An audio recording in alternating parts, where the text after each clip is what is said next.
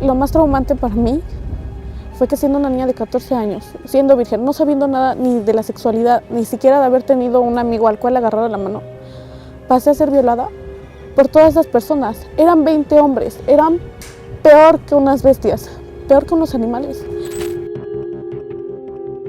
El testimonio que acabas de escuchar corresponde a Carla, víctima de tráfico sexual, uno de los tantos negocios que llevan a cabo los cárteles mexicanos.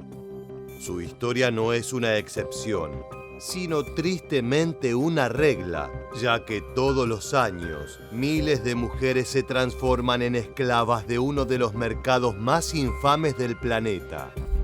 En este nuevo video de Militarmente te proponemos un viaje hacia las profundidades oscuras del crimen organizado, donde la humanidad y la compasión no existen.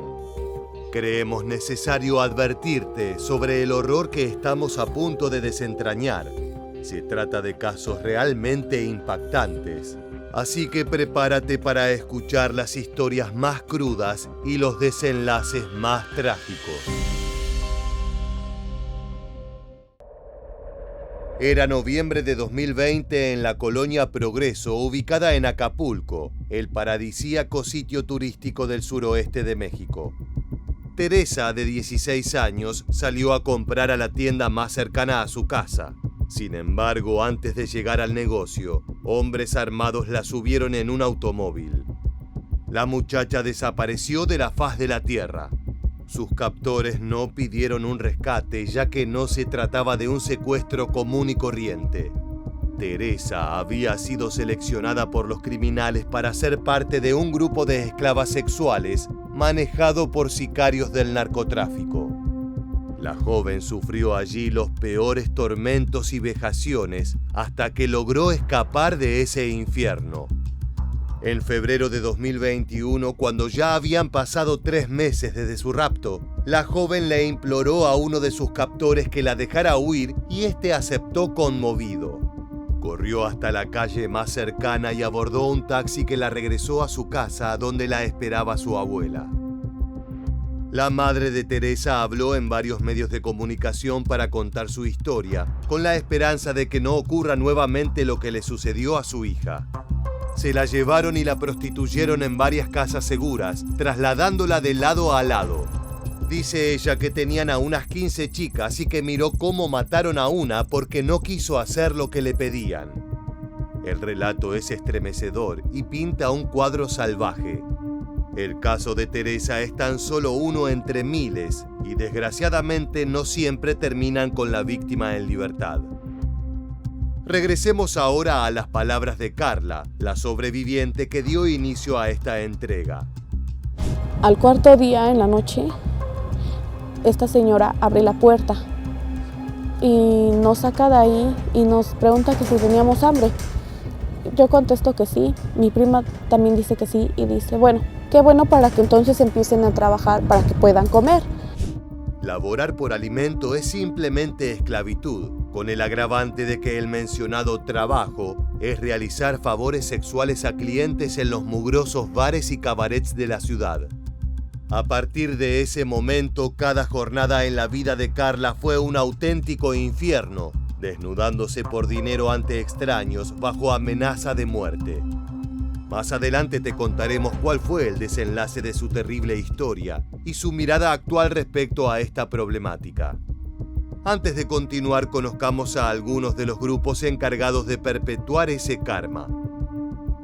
2 de las organizaciones que más crímenes de trata han llevado a cabo en los últimos años son el Cártel Santa Rosa de Lima y la Unión Tepito, 2 frentes relativamente nuevos en el mapa delictivo azteca. Esos grupos iniciaron con el huachicol o robo de combustible para su venta ilegal, pero ante las medidas de seguridad tomadas por el Estado, han apuntado contra el sector más vulnerable, las adolescentes de regiones humildes. La prostitución a punta de pistola les genera réditos millonarios. Por ejemplo, José Antonio Yepes, alias El Marro, antiguo jefe del Cártel Santa Rosa de Lima, era dueño de clubes nudistas con decenas de jovencitas raptadas de la región de Celaya y Apaseo, en el estado de Guanajuato. Pero no creas que estos negocios truculentos son exclusivos de organizaciones de menor envergadura. En este mercado negro también toman su tajada los nombres más importantes del narcotráfico. Puerto Vallarta es considerado por expertos en crímenes ligados al tráfico humano como un paraíso para los pedófilos. Allí abundan los locales de prostitución y esclavitud. Cada establecimiento paga derecho de piso al Cártel Jalisco Nueva Generación. Ese oscuro intercambio se descubrió tras un operativo policial encubierto que en junio de 2018 liberó a 40 mujeres, la gran mayoría de entre 13 y 15 años. Las víctimas habían sido invitadas a una fiesta juvenil meses atrás, pero en el lugar del evento las estaban esperando adultos extranjeros que bebían licor y las forzaron a realizar actos sexuales. Desde entonces quedaron bajo cautiverio de distintas organizaciones locales, las cuales le daban una parte de las ganancias al CJNG. Lo más nefasto de toda esta red es que, por lo general, los cárteles hacen videos en los cuales afirman no participar en este tipo de negocios. Ante las cámaras profesan ser defensores de la moral y protectores de los civiles, pero cuando éstas se apagan, se caen las máscaras. A lo largo y ancho del país se escuchan decenas de historias similares. Las secuestran en la calle a plena luz del día o en bares y las hacen adictas a la droga, las amenazan con matar a sus familias y las obligan a prostituirse. Y entonces me empieza a decir que de ahora en adelante, pues yo iba a hacer todo lo que ella me dijera, porque si no, así como había sido de fácil de haberme llevado con ellos, era de fácil regresar y llevarse a otra persona de mi familia, o matar a mi mamá o a mi papá. Los cárteles mexicanos se involucran de dos maneras en el tráfico sexual en sus territorios, ya sea controlando directamente la prostitución de niñas en burdeles y cantinas o cobrándole un porcentaje a las células independientes que operan en sus plazas. Esta última modalidad es la más frecuente, ya que les permite tener un grado de separación del negocio. En caso de que la policía descubra la red y atrape a los captores, resultaría muy difícil conectarlos. Ningún secuestrador quiere transformarse en un soplón, sabiendo que eso implica ponerse en contra de los hombres del Cártel Jalisco Nueva Generación. Otro de los puntos más frecuentes para estos crímenes son Tijuana y Mexicali en Baja California y distintos municipios de los estados de Sonora, Chihuahua, Guerrero, Quintana Roo, Tamaulipas y Jalisco. Estas regiones son controladas por organizaciones como el Cártel de Sinaloa, el CJNG y el Cártel del Noreste, así como por células que surgieron del clan de los Beltrán Leiva y que actualmente operan como frentes independientes. El perfil típico de las víctimas es de niñas entre 12 y 16 años, dependiendo su apariencia y el mercado que atienden los traficantes. Las ofrecen en perfiles de Facebook y Twitter o en anuncios donde afirman estar en edad universitaria. Luego establecen un prostíbulo donde acude la clientela o envían conductores privados para llevar a las víctimas hasta el domicilio de los infames consumidores. Así rememora Carla el momento en que se le presentó su nuevo oficio. Ella era tan chica que ni siquiera conocía el significado de esas palabras. Te advertimos que su testimonio es desgarrador. Tú vas a trabajar como sexoservidora. Le dije, no sé qué es eso. Y ella me dijo, me refiero a que vas a vender tu cuerpo, que ella me iba a enseñar, que yo iba a aprender y que me iba a gustar. O sea, estaba tan loca. Su novio me empezó a golpear. Y ese día dejé de creer, dejé de vivir, dejé de llorar. Después de 2 intentos, Carla logró escapar de sus captores y volver con su familia. Gracias a su denuncia, su prima Alma y otras chicas lograron ser rescatadas por las autoridades. Durante el operativo fueron arrestadas 11 personas, entre ellos un menor de edad que custodiaba a las esclavas sexuales. Él mismo fue liberado a los 3 meses por falta de pruebas y por la complejidad de procesar a un joven de crímenes en los cuales fue necesaria la participación de adultos.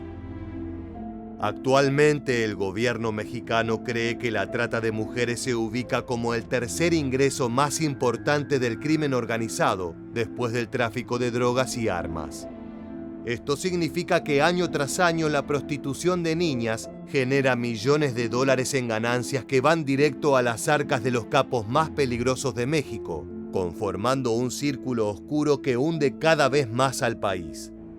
Para poner esto en cifras, entre 2012 a 2017, las autoridades rescataron a más de 5.200 víctimas de tráfico sexual, de las cuales 3.308 eran mujeres adultas, 1.086 niñas, 492 hombres y 289 niños varones.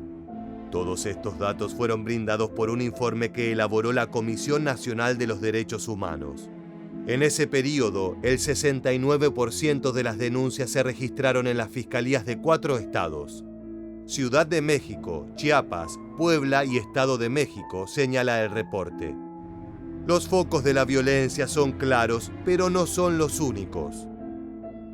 Cuando el organismo destacó solo el porcentaje de mujeres y niñas afectadas por dicho delito, sobresalió con un 99% el diminuto estado de Tlaxcala, posicionándose como el epicentro de la esclavitud sexual en el país. Algunas menores que han sido raptadas en esa zona luego fueron llevadas a Nueva York, donde las vendieron en casas de citas clandestinas, demostrando que esta clase de inmoralidad desconoce fronteras. Escuchemos el relato de Mixi, quien fue esclavizada de adolescente por una mujer llamada Elisette que presuntamente se iba a hacer cargo de ella luego de la muerte de su padre. Primero la endulzó con buenos tratos y amabilidad para luego azotarla con la cruda realidad. Su nueva familia la quería para vender su cuerpo. Y entonces me llamó Elisette en la noche y me dijo, pues ahora que ya sabes, pues te voy a contar, ¿no? Yo me dedico al sexo servicio, que pues tengo citas con hombres en los hoteles y les doy un masaje, ¿no? Y me pagan por estar con ellos. Y no te asustes, es algo normal, es lo único que sé hacer para sacar adelante a mi familia. Con palabras y argumentos, Elisette engatusó a la joven Mixi para integrarse a un grupo de muchachas que eran prostituidas en un bar cercano. El lugar era manejado por hombres armados y peligrosos, integrantes de alguna célula narcorregional. Lo que empezó como una segunda oportunidad para la joven se transformó en una pesadilla. Por su cama pasaron ancianos, policías e incluso figuras de la política. Esto último no es un detalle menor, ya que nos lleva de forma directa a los rostros más conocidos de este negocio. Uno de los grandes capos de la trata de mujeres era Cuauhtémoc Gutiérrez de la Torre, también conocido como Príncipe de la Basura. Su influencia política y monetaria lo llevó a ser presidente del Partido Revolucionario Institucional, con sede en la Ciudad de México, frente que retuvo el poder ejecutivo durante más de 70 años. Las acusaciones contra este hombre eran realmente nefastas. Se dice que reclutaba jóvenes de 18 a 32 años para una red de prostitución que ofrecía servicios sexuales a políticos y figuras importantes del mundo empresarial. Clientes VIP que se refugiaban en su dinero para cometer los actos más repugnantes. El equipo de Cuauhtémoc Gutiérrez de la Torre engañaba a las víctimas ofreciéndoles trabajo en una oficina gubernamental por un sueldo de hasta $700 mensuales. La propuesta era demasiado seductora como para rechazarla. Además, los reclutadores sabían en qué comunidades concentrar sus esfuerzos para obtener la mayor cantidad de respuestas posibles. A continuación escucharemos la conversación entre una de las muchachas y el equipo de este hombre nefasto. Te advertimos que es un registro repugnante, pero totalmente verídico. ¿Pero cuánto tiempo es estar con él? O sea, ¿de estar con él o de trabajar? No, o sea, de tener relaciones con él. Pues son 10 minutos, es el tiempo que... Sí, pero no siempre es en la oficina. No, puede ser también al finalizar algún evento, que puede ser en su casa. Ajá. El sujeto al que se refiere la interlocutora no es otro que el antes mencionado Cuauhtémoc Gutiérrez de la Torre. Una de las encargadas de seleccionar a las jóvenes era la secretaria particular del príncipe de la basura, Sandra Esther Vaca Cortés, alegan las autoridades. El escándalo fue revelado en 2014 gracias a una investigación del medio MBS, pero el principal responsable se mantuvo prófugo hasta 2021, cuando fue detenido por agentes de la policía de la Ciudad de México ante las acusaciones de trata de personas con fines de explotación sexual. De esa manera, la sociedad se libró de uno de los depredadores más salvajes y nefastos de su historia. Pero esto estuvo lejos de ser el fin de la problemática. Los grupos siguen articulando en los diferentes estados mexicanos con un modus operandi concreto desde el momento mismo del secuestro. Cuentan con diferentes métodos para la captación de las víctimas. Aquí te detallaremos algunas de las prácticas empleadas por estas personas. Una de estas es la conocida como levantón. El crimen organizado tiene a hombres que controlan determinadas zonas o barrios. Se fijan en una posible víctima, casi siempre muy jóvenes y de complexión delgada, de origen humilde y con una familia de bajos recursos que no podrá hacer demasiado por recuperarla. La vigilan unos días para conocer su rutina y cuando pueden, la suben de forma violenta a una camioneta que desaparece en el horizonte. En otras ocasiones no hay ni siquiera vigilancia previa. Simplemente ven a una muchacha que les gusta, paran el vehículo y la suben en el acto. Escuchemos el desgarrador testimonio de Alma, una de las muchachas que fue apresada de esta manera. Pasa el tráiler, se detiene, empezamos a caminar y yo solo sentí que me pusieron algo en la boca y ya no me acuerdo. Cuando yo reaccioné, ya iba yo amarrada de los pies, de las manos, con los ojos medios tapados y íbamos arriba de un tráiler. Otro de los sistemas más frecuentes es a través de falsos anuncios de empleo, tal como hacía el príncipe de la basura. Rosa María, madre de una de las víctimas, describió el momento en que perdió a su primogénita. Su hija Fabiola vio un anuncio enganchado a un farol en el que se buscaba a una mujer para cuidar a una persona mayor. Llamó por teléfono y la citaron al día siguiente a las 10 de la mañana, en el mismo lugar donde había encontrado el cartel. Su madre la acompañó, pero nadie se presentó. Ante la necesidad de conseguir empleo, Fabiola volvió a llamar y le dijeron que había surgido un problema con la persona que tenía que ir. La volvieron a citar al día siguiente. En esta ocasión, Rosa María no pudo acompañarla porque tenía que ir al médico. Esa fue la última vez que supo algo de su hija. Parece una historia de terror, pero es la realidad que se vive en suelo azteca. Rosa María Reyes, madre de la desaparecida Fabiola, tiene muy claro por qué no se resuelve el caso de su hija. Es por la incompetencia de la policía que hasta ahorita no ha hecho nada. Se le han entregado infinidad de pruebas para que actúen y no han hecho nada. Incluso han llegado al sarcasmo. A veces les he dicho pues que me maten ya para que me quite este dolor. Muchas de las familias de las víctimas argumentan las mismas carencias en las actuaciones policiales y órganos encargados de las investigaciones.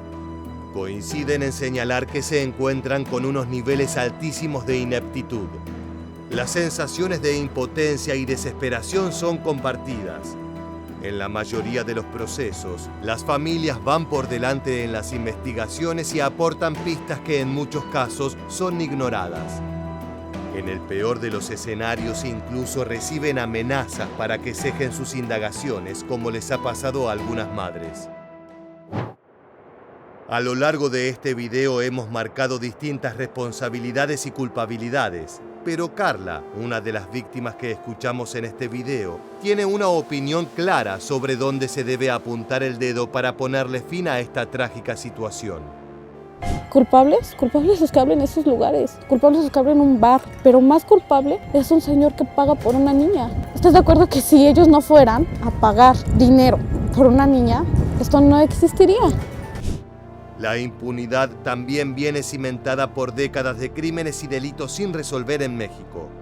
Esta dinámica es la generadora de sociedades endémicamente enfermas, fortaleciendo una cultura incapaz de defender los derechos básicos de sus ciudadanos. La trata de seres humanos con fines de explotación sexual es una de las mayores violaciones de los derechos humanos, una forma de esclavitud moderna y una de las caras más amargas de la violencia de género. La más reciente encuesta nacional sobre la dinámica de las relaciones en los hogares reveló que 5 de cada 10 niñas, adolescentes o mujeres adultas han sufrido agresiones por lo menos una vez en su vida. Todos los estudios y operativos realizados para destruir las redes de tráfico de esclavas sexuales han dejado algunas conclusiones en común. En primer lugar, que se encuentran directamente ligadas al narcotráfico, ya que son los mismos capos quienes controlan el circuito de sustancias ilegales y el de trata de personas con fines sexuales. Cambia el negocio, pero siguen los mismos nombres. Por otra parte, se hace evidente que el secuestro masivo de mujeres y niños no sería posible sin algún grado de complicidad por parte de policías y políticos, que o hacen oídos sordos ante los pedidos desesperados por ayuda, o colaboran de forma directa con los secuestradores. En cualquier caso, el panorama es oscuro y deprimente. La única salida para esta tragedia es combatirla en simultáneo en todos sus flancos, apresando a los culpables, a los colaboradores, pero también a los consumidores. Desde nuestro canal te mantendremos al tanto de todas las noticias relacionadas a esta problemática tan dura que afecta no solo a México, sino a todo el continente. De esta manera llegamos al final del video. Si este contenido te resultó interesante y quieres estar informado al respecto, te invitamos a suscribirte y activar las notificaciones de este canal. Sin más, nos despedimos hasta la próxima entrega de Militarmente. Gracias por acompañarnos.